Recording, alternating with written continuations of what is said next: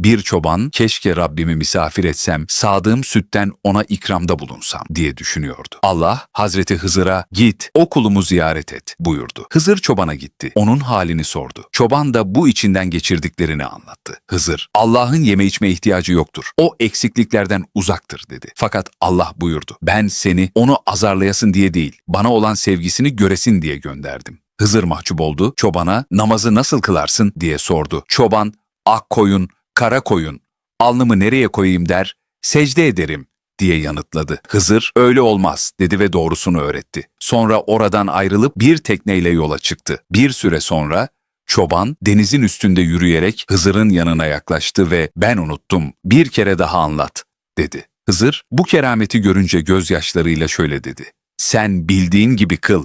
Lütfen beğenin ve takip edin. Sizce haklı mı? Lütfen yorumlara yazın. Bir cuma günü Halife Harun Reşit evinin bahçesinde büyük bir sofra hazırlattı. Behlül Dana Hazretlerini çağırıp namaza gelen herkesi yemeğe davet etmesini söyledi.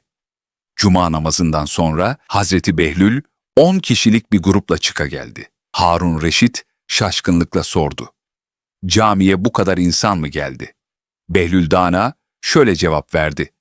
Ey halife, siz bana camiye gelenleri değil, namaza gelenleri çağır dediniz. Namazdan sonra cami kapısında durdum, çıkan herkese hocanın namaz kıldırırken hangi sureyi okuduğunu sordum. Onları da yalnız bu getirdiğim kişiler bildi. Camiye gelen çoktu ama namaza gelen bu kadarmış meğer. Lütfen beğenin ve takip edin. Hazreti Musa'ya kavmi gelir ve der ki Rabbimizi yemeğe davet etmek istiyoruz. Hazreti Musa, Rabbimiz yemekten içmekten münezzehtir diyerek reddeder. Fakat Allah Teala Hazreti Musa'ya tekliflerini kabul ettim, söyle hazırlansınlar buyurur. Kavim büyük bir sofra kurar ve beklemeye başlar. O sırada üstü başı toz içinde yaşlı, fakir biri gelir. Karnının aç olduğunu söyler. Halk önemli bir misafir bekliyoruz. Al şu kovayı su getir der. Yaşlı adam kırılır, çekip gider. Zaman geçer, beklenen misafir bir türlü gelmez. Kavim Hazreti Musa'yı suçlar. Hazreti Musa Allah Teala'ya niyaz eder. Rabbim neden gelmedin? Allah Teala şöyle buyurur. Geldim ey Musa ama siz beni ağırlamadınız. Ben o yaşlı kulumun suretinde geldim. Bilmez misiniz ben kırık gönüllerdeyim. Ona ikram etseydiniz bana ikram etmiş olacaktınız. Lütfen beğenin ve takip edin.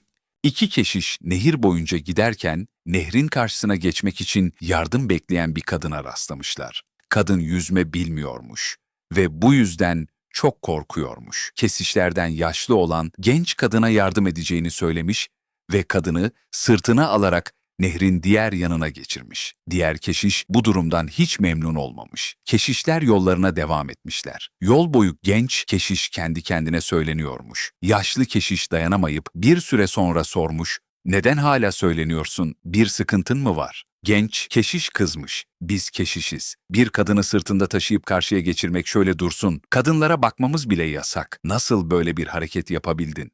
Diğer keşiş gülümseyerek cevap vermiş, ben o genç kadını kilometrelerce önce sırtımdan indirdim. Sen neden hala taşıyorsun? Lütfen beğenin ve takip edin. Şehirde ayakkabı tamirciliği yapan bir evliya, kışın en soğuk gününde dağda çobanlık yapan evliya kardeşini ziyaret eder. Hediye olarak mendile sardığı kor ateşi götürür.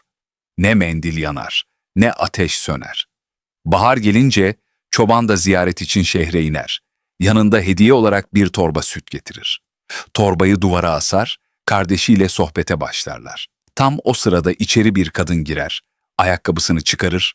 Çoban evliya bir estağfirullah çeker ama nafile. Torbadaki süt damlamaya başlar. Tamirci kardeş Bismillah diyerek torbaya dokunur, damlama durur. Çoban gözleri dolarak ayağa kalkar ve şöyle der. Dağda evliya olmak kolaymış. Asıl marifet, insanların içinde evliya kalabilmekmiş. Lütfen beğenin ve takip edin. Şems-i Tebrizi çekip gitmişti. Mevlana hasretle kavruluyordu. Şems'in nerede olduğu meçhuldü, kimine göre Şam'da, kimine göre Bağdat'ta, kimine göre ise artık bu dünyada bile değildi. Bir gün Konya'da herkesin yalancılığıyla tanıdığı bir adam çıka geldi. Efendim dedi. Şems'i Bağdat'ta gördüm. Mevlana hiç tereddüt etmeden sırtındaki hırkayı çıkardı, adama hediye etti. Yanındakiler şaşkındı. Bu adam yalancı. Hepimiz biliyoruz, dediler. Mevlana gülümsedi, gözleri uzaklara dalarak cevap verdi. Yalanına hırkamı verdim. Doğru olsaydı canımı verirdim. Lütfen beğenin ve takip edin.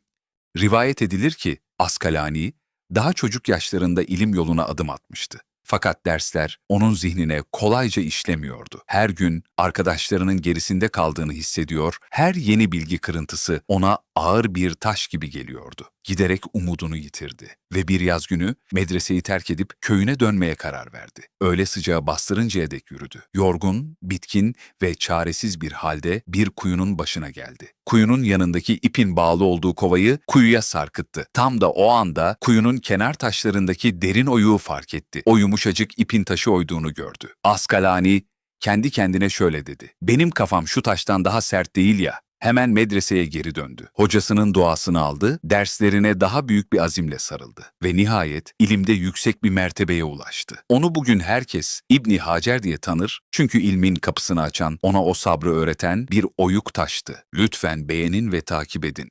Bir gün bir derviş bir mescide girer. Etrafına bakar ve hemen dışarı çıkar.